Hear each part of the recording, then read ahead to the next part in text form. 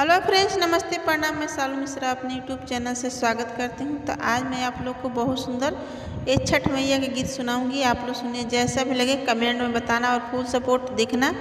तो आइए मेरे कुछ देर ना करते हुए अपनी गीत को प्रस्तुत करती हूँ। हमारो बलमा परदेसिया छठ में बोलैबो जरूर, छठ में बोलैबो जरूर। हमारो बलमा परदेसिया छठ में बोलैबो जरूर।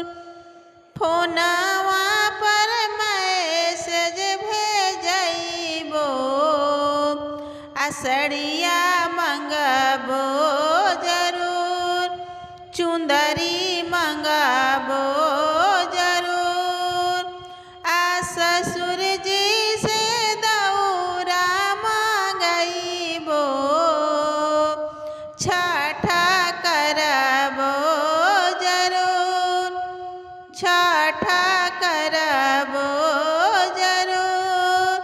ससुर जी से नारियल मंगैबो, अर्घ देहबे हमें जरूर, अर्घ देहबे हम जरूर। हमारा बलमा परदेसिया छठ में बोलैबो जरूर, छठ में बोलैबो जरूर। देवरू से गेहूँ पिसवैबो, ठेकुआ बनैबो जरूर, ठेकुआ बनैबो जरूर। हमारा बलमा परदेसिया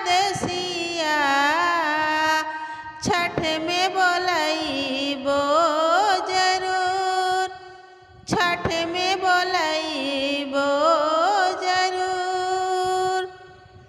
पिया माथे दौरा उठैबो, घाटे जैबो जरूर, घाटे जैबो जरूर।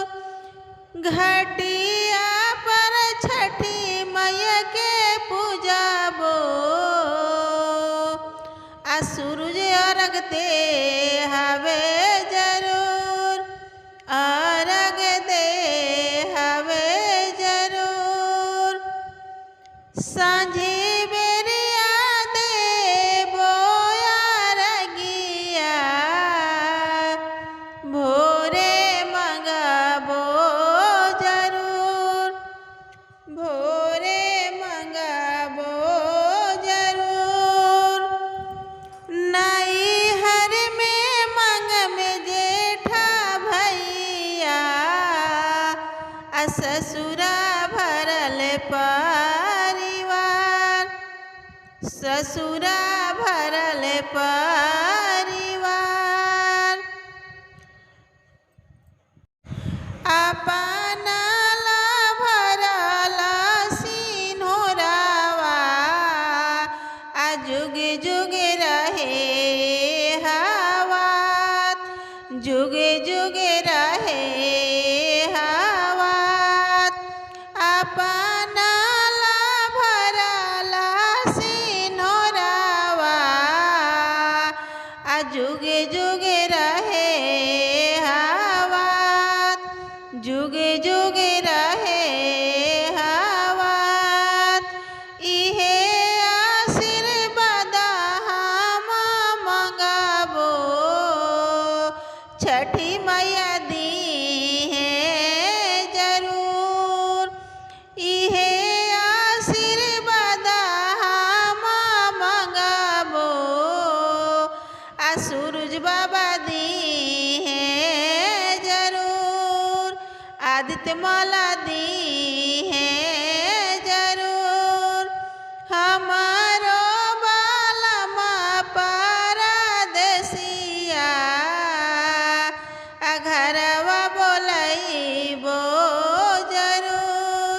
छठ में बोलैबो जरूर, छठ में बोलैबो